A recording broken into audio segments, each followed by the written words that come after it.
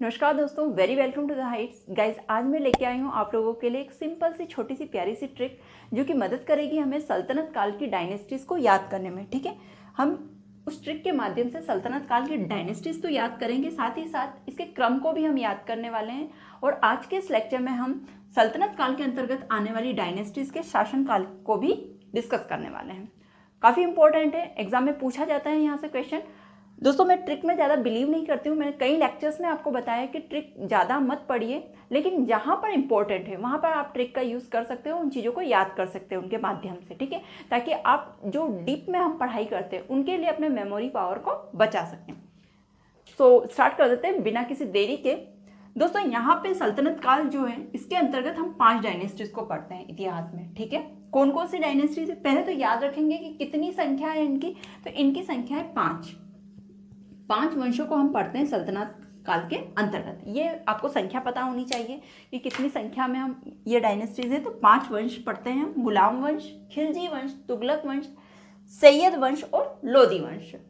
अब ट्रिक की बात करते हैं, ट्रिक के माध्यम से हम इन्हें कैसे याद रखेंगे। तो ट्रिक है, गुलाब खिला तो सूंघ लो, है ना। जैसे गुलाब का फ्लावर जो होता है काफ़ी सुंदर होता है, उसकी खुशबू भी काफ़ी अच्छी होती है।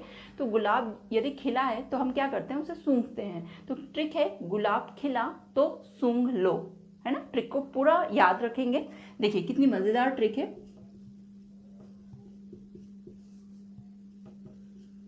गुलाब खिला तो सूंघ लो। ठीक है, ये लाइन याद हो गई। अब दोस्तों, यहाँ पे हमें क्या लेना है, हमें केवल वर्ड लेना है। जैसे कि गुलाब से ग लेना है, खिला से ख लेना है, तो से त लेना है, सूंघ से स लेना है और लो से ल लेना है। ठीक है, केवल वर्ड लेना है। तो गुलाब से हमने लिया ग, खिला से लिया हमने ख, तो से लिया हमने त, सूंघ से लिया हमने स और लो से लिया हमने ल। देखिए अब क्रमबद्ध रूप से ये चीजें कैसे आती हैं। ग से हो गया आपका गुलाम वंश, गुलाम वंश।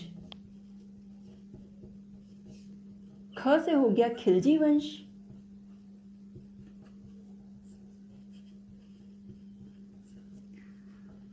त से हो गया तुगलक वंश,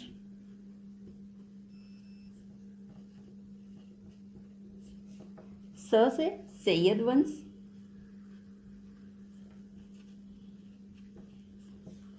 और ल से हो गया आपका लोदी वंश, लोदी वंश। देखिए दोस्तों, कितना इजी है ना इसे याद रखना। देखिए कई बार एग्जाम में क्वेश्चन पूछ लिया जाता है कि सल्तनत काल की डायनेस्टी का क्रम बताइए। तो इससे हमें क्रम भी याद हो रहा है कि गुलाम वंश के बाद में खिलजी वंश आता है, खिलजी वंश के बाद में तुगलक वंश आता है, उसके बाद में सैयद वंश और फिर लोदी वंश आता है। तो ये इनका क्रम भी हो गया और आपको सारी डायनेस्टीज के नाम भी याद हो गए होंगे इजीली। गुलाम वंश है, खिलजी वंश है, तुगलक वंश है, सैयद वंश है, लोदी वंश है। और जहाँ तक डायनेस्टीज के नाम की बात है ना दोस्तों, जब हम पढ़ते हैं तो उस दरमियान हमें ये चीज़ें याद हो जाती हैं। बस हमें यहाँ क्या खास याद रखना है, सल्तनत काल में 5 डायनेस्टीज आती हैं। उन 5 डायनेस्टीज को जब हम डिस्कस करते हैं, जब हम डीप में उनके बारे में पढ़ते हैं, तो इनके नाम तो याद हो ही जाते हैं वंशों के। अब इनके क्रम को याद करना थोड़ा सा टफ होता है कि क्रम कैसे याद रखा जाए। तो क्रम इस ट्रिक से आप याद रखेंगे, गुलाब खिला तो सूंघ लो। और गुलाब का ग लिया, खिला का ख लिया, तो का त, सूंघ से स और लो से ल लिया। और ग से बन गया आपका गुलाम वंश, ख से बन गया खिलजी वंश, त से बन गया तुगलक वंश, स से बन गया सैयद वंश और ल से बन गया लोदी वंश। तो इस प्रकार से आप इस ट्रिक के माध्यम से आप इसके क्रम को याद कर सकते हैं। आइए अब हम डिस्कस कर लेते हैं शासनकाल के समय को। इसे भी हम डिस्कस करते हुए पढ़ेंगे तो चीज़ें बहुत इजीली हमें याद हो जाएगी। दोस्तों, मैं ये लेक्चर इसलिए लेकर आई हूँ आप लोगों के लिए ताकि डिस्कस करते हुए थोड़ा सा पढ़ें तो आप मेरे सहायता से, या फिर हम डिस्कस करेंगे किसी के साथ में डिस्कस करते हैं तो चीज़ें क्या होता है, इजीली याद हो जाती है ना। जब हमारे साथ में कोई डिस्कस करता है, चर्चा होती है किसी टॉपिक पे, तो वो टॉपिक हमारे माइंड में क्या होता है, याद रह जाता है। तो ये फायदा होगा आपको इस लेक्चर का। आइए शासनकाल को देख लेते हैं। सल्तनत काल में, सल्तनत काल की शुरुआत गुलाम वंश से होती है, और एंडिंग उसकी लोदी वंश से होती है। ठीक है, पहला जो वंश है कौन सा है, गुलाम वंश है, और आखिरी कौन सा है, लोदी वंश है। तो गुलाम वंश जब स्टार्ट हुआ वही सल्तनत काल के स्टार्टिंग पॉइंट होगा, और लोदी वंश जहां खत्म हुआ वही सल्तनत काल का अंतिम समय होगा। ये छोटी सी सिंपल सी बात है, आई होप आपको ये तो समझ में आ ही गया होगा। तो सल्तनत काल के यदि टाइम पीरियड की बात की जाए कि सल्तनत काल कब से कब तक चला भारतीय भूभाग पर, तो सल्तनत काल हो जाएगा आपका 1206 ईस्वी। ठीक है, ये प्रारंभ का समय है, और कब तक चला, तो 1526 ईस्वी।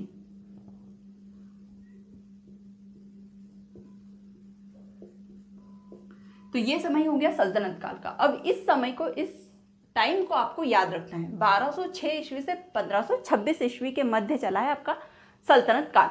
अब जब भी सल्तनत काल के वंशों की बात हो जाएगी, इनके शासन काल की बात अगर आती है, तो आपको 1200 ईस्वी से पहले नहीं जाना है, 1100, 900, 800 उधर नहीं जाना है, ना ही आपको 1500 से बाद में जाना है कि 1600, 1700, 1800। जो भी बात होगी इसके मध्य ही होगी, इस टाइम पीरियड के मध्य ही शासनकाल के समय की बात होगी। सल्तनत काल के वंशों की बात कर रहे हैं यहाँ पे। ठीक है, 1200 से 1500 के मध्य ही होगी। गुलाम वंश को सबसे पहले डिस्कस करते हैं। ये याद हो गया, 1206 ईस्वी से 1526 ईस्वी तक चलता है आपका सल्तनत काल। गुलाम वंश कब से स्टार्ट होगा, जो कि प्रारंभिक वंश है, सबसे शुरू का वंश है। तो 1206 ईस्वी से सल्तनत काल शुरू हुआ, तो गुलाम वंश मतलब वहीं से शुरू हुआ, इसीलिए 1206 आप याद कर लेंगे। 1206 ईस्वी से गुलाम वंश की शुरुआत होती है। अब 1206 ईस्वी से 1290 ईस्वी तक चलता है आपका गुलाम वंश। अब इसे कैसे याद रखेंगे, 1206 लिखने में कैसे आता है, 12 ठीक है, ये लिखते हैं। अब कब एंड हुआ है, 1290, है ना। तो यहाँ पे क्या किया, यहाँ ये कर दीजिए आप पहले कि 6 को इधर लेके आना है और 0 को इधर लेके आना है आपको। ठीक है, तो ये क्या हो जाएगा, 1260 हो जाएगा, और उसके बाद में 6 को उल्टा कर देना है, 1290 हो जाएगा। तो ऐसे आप थोड़ा सा याद रख सकते हैं ट्रिक के माध्यम से, है ना। एक लॉजिक तो नहीं लगाएंगे यहाँ पे, आप ट्रिक ही लगाएंगे। लॉजिक लगाएंगे तो बहुत बड़ी बात हो जाएगी, ये क्या हो रहा है कि 6 को उल्टा कर रहे हैं, 9 बना रहे हैं, है ना। ये लॉजिक के अंतर्गत नहीं आती है चीज़ें, ये ट्रिक के अंतर्गत आती है। तो ट्रिक ऐसा याद रखेंगे कि कैसे रहेगा ये, 1206 जो है, 6 को हम 0 की जगह लगे, 0 को 6 की जगह लेके आए, और फिर 6 को हमने उल्टा कर दिया तो 9 बना दिया हमने, ये हो गया 1290। तो ऐसे आप गुलाम वंश को एक ट्रिक के माध्यम से याद रख सकते हैं। ये तो हो गई गुलाम वंश की बात। अब 1290 पे गुलाम वंश क्या होता है, फिनिश होता है, खत्म होता है इसका शासन। तो नया वंश कौन सा आ जाता है आपका, खिलजी वंश आ जाता है नया। अब खिलजी वंश की शुरुआत कब से होगी, चूंकि गुलाम वंश 1290 ईस्वी में खत्म हुआ, तो खिलजी वंश भी 1290 से स्टार्ट होगा, क्योंकि क्रमबद्ध रूप से लिखे गए हैं ये, है ना। तो 1290 ईस्वी खिलजी वंश याद रहेगा आपको गुलाम वंश की वजह से, क्योंकि उसका अंतिम समय था, और अंतिम समय जैसे आया वैसे ही खिलजी वंश आ गया। तो 1290 ईस्वी से खिलजी वंश से स्टार्ट हो जाता है।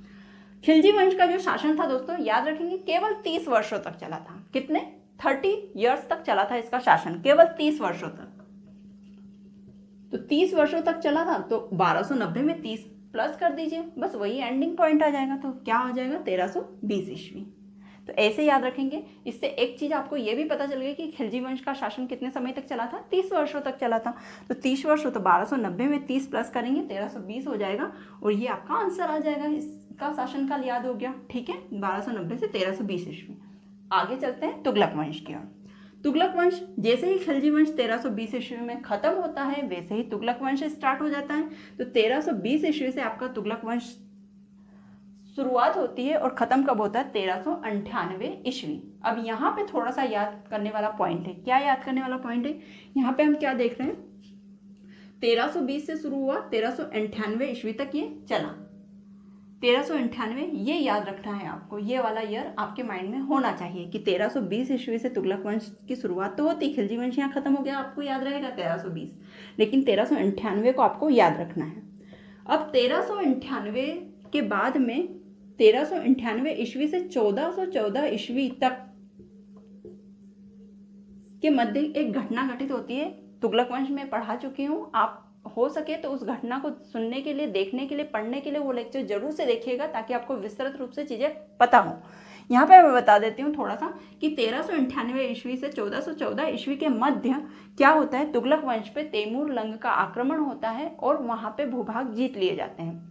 लेकिन दोस्तों किसी पर्टिकुलर किसी वंश की स्थापना यहाँ पर नहीं होती है, ठीक है। हम 1398 से 1414 ईस्वी के मध्य किसी भी अन्य वंश का नाम नहीं सुनते हैं, ना ही पढ़ते हैं। तो ये जो समय है 1414 ईस्वी का, वैसे तो तुगलक वंश के अंतर्गत नहीं आता है, लेकिन फिर भी इतिहास में चूंकि यहाँ कोई वंश नहीं है तो तुगलक वंश के अंतर्गत ही 1414 ईस्वी को भी लिया जाता है। तो ये चीज़ आप याद रखेंगे, यहाँ पे याद रह भी जाएगी। एक बहुत बड़ी घटना है, क्यों? क्योंकि यहाँ पर मध्य एशिया के एक शासक तैमूर लंग आए और उन्होंने तुगलक वंश के शासक पर हमला किया, वहाँ आक्रमण किया और भूभाग जीते। इसलिए यहाँ का जो समय है ये थोड़ा विवादास्पद रहा कि किसका वंश है, किसका शासन है। तो इस समय को भी तुगलक वंश के अंतर्गत ही ले लेते हैं। क्यों? क्योंकि यहाँ पे हम किसी और वंश को स्थापित नहीं देखते हैं, इसलिए। आगे समझ में? तो यहाँ पे 1398 आपको याद रखना है। 1414 एक ऐसे अंक जमे हुए हैं जो आपको याद रहेंगे, 1414 इजीली याद रहेगा, 14 से 14, ठीक है। अब ये चीज़ें यहाँ पे हो गई। 1414 ईस्वी से फिर होती है सैयद वंश की शुरुआत, तुगलक वंश की 1414 रियल अगर देखा जाए। और इसीलिए तुगलक वंश का जो शासन है ना दोस्तों, सल्तनत काल का सबसे लंबा समय या सबसे लंबे समय तक चलने वाला शासनकाल कहा जाता है तुगलक वंश के। देखिए यहाँ गुलाम वंश भी काफ़ी लंबा चला, लेकिन यदि क्वेश्चन आता है कि सल्तनत काल की किस डायनेस्टी ने सबसे अधिक समय तक भारतीय भूभागों पर शासन किया था, तो आप तुगलक वंश टिक करेंगे। तुगलक वंश इसका राइट आंसर होगा, क्योंकि 1320 ईस्वी से 1414 ईस्वी तक इसका शासन माना जाता है। लेकिन यहाँ पे थोड़ा सा विवाद इन चीज़ों का आ गया था, इसीलिए कई बुक्स में 1398 भी दिया हुआ है, मैक्सिमम बुकों में ये वाला दिया हुआ है। लेकिन जब समय को काउंट करने की बारी आती है तो 1320 ईस्वी से 1414 ईस्वी का समय तुगलक वंश का माना जाता है। सैयद वंश फिर 1414 ईस्वी से स्टार्ट होता है, चूंकि ये खत्म हुआ यहाँ पे। और 1414 इजीली याद रह जाएगा, है ना। कब से कब तक चलता है? 1414 ईस्वी से स्टार्ट होता है सैयद वंश और 1451 ईस्वी में खत्म होता है। अब यहाँ पे फिर से ये वाली ट्रिक लगेगी जो हमने गुलाम वंश में देखी थी। देखिए क्या है, 1414 ईस्वी से स्टार्ट होता है, 1414 से स्टार्ट होता है सैयद वंश, और कब खत्म होता है आपका खत्म होता है 1451 पे। तो 14 के बाद में काउंटिंग जब हम करते तो क्या आता है? 14 के बाद में 15 आता है। तो यहाँ पे भी 15 आएगा, तो 15 को क्या कर दिया, 5 को पहले 15 ऐसे लिखा जाता है, 5 को हम यहाँ ले गए, 1 को हम पीछे ले आए, ये चीज़ हुई यहाँ पे। तो ये क्या हो गया, 51। ऐसे याद रख लेंगे, ठीक है, ये चीज़ें याद रख लेंगे। क्योंकि क्या होता है, ये जो पॉइंट है ना, ये ही नहीं याद रहता है कि क्या था, 75 था, 78 था, 88 था, क्या था। तो इस ट्रिक के माध्यम से ये चीज़ तो पता हो जाएगी कि कुछ हमने ऐसे सीखा था आगे पीछे करना, और इसी आगे पीछे में आपको चीज़ें याद आ जाएगी, ठीक है। 14 के बाद में आता है 15, तो 15 आ जाता है। तो यहाँ पे हमने क्या करा, 5 को यहाँ लेके आ गए और 1 को पीछे लेके आ गए, तो ये 51 हो गया। आई होप चीज़ें समझ में आ गई होगी। ये छोटी छोटी सी ट्रिक है, यहाँ लॉजिक नहीं लगाएंगे, अगर लॉजिक लगाओगे तो फिर बहुत बड़ी बात हो जाएगी। लॉजिक के अंतर्गत ये सारी चीज़ें नहीं आती है। ये केवल, अब जैसे ये वाली ट्रिक है, गुलाब खिला तो सूंघ लो, इसमें क्या लॉजिक लगाओ? लॉजिक लगाओगे तो लगेगा वाहियात है ये चीज़ें, इससे कैसे, क्या कोई कनेक्शन तो हो ही नहीं रहा। लेकिन ये ट्रिक है, ट्रिक की बात ही ऐसी होती है। लोधी वंश 1451 ईस्वी से सैयद वंश खत्म हो गया आपका। लोधी वंश स्टार्ट होता है 1451 ईस्वी से। जैसे ही सैयद वंश खत्म हुआ वैसे ही लोधी वंश स्टार्ट हो जाता है, और 1451 से 1526 ईस्वी तक चलता है। चूंकि यहाँ पर हम 1526 याद कर चुके हैं, सल्तनत काल 1206 ईस्वी से 1526 ईस्वी तक चला, तो अंतिम समय 1526 ईस्वी लोधी वंश का हो गया, है ना। ये वाली चीज़ आपको याद करनी है। ये जो सल्तनत काल का समय है ना 1206 ईस्वी से, ये आपको हमेशा दिमाग में रखनी है। यदि सल्तनत काल की बात आती है तो आपको उसका शासन काल का समय पूरा याद होना चाहिए कि 1206 ईस्वी से 1526 ईस्वी तक सल्तनत काल का समय चला, तभी आपको लोधी वंश का अंतिम समय याद रहेगा। और ये 1451 ईस्वी से 1526 ईस्वी आप इजीली पहुंच जाओगे उस तक। तो दोस्तों ये थी ट्रिक सल्तनत काल के वंशों को याद करने की। काफ़ी इंपॉर्टेंट पॉइंट थे। हमने क्या क्या डिस्कस किया? हमने सल्तनत काल के टाइम पीरियड को डिस्कस किया यहाँ पे, जो कि 1206 ईस्वी से 1526 ईस्वी है। हमने देखा सल्तनत काल के अंतर्गत 5 डायनेस्टीज आती है। फिर उन डायनेस्टीज के नामों को पढ़ा हमने, गुलाम वंश, खिलजी वंश, तुगलक वंश, सैयद वंश और लोधी वंश है। ये 5 वंश हैं। ट्रिक के माध्यम से हमने इनके क्रम को जाना। ट्रिक क्या थी? गुलाब खिला तो सूंघ लो। इसमें से हमने एक एक वर्ड लिया, वर्ड नहीं एक एक वर्ण लिया, ग, ख, त, स, ल, ये वर्ण निकाले जो आगे के थे। गुलाब का ग जैसे सबसे पहले आता तो ग, खिला में ख आता है तो ख, तो में त आता है तो त, सूंघ में स आता है तो स, और लो में ल आता है तो ल। इन्हें निकाल लिया और फिर इनका क्रम जमा लिया।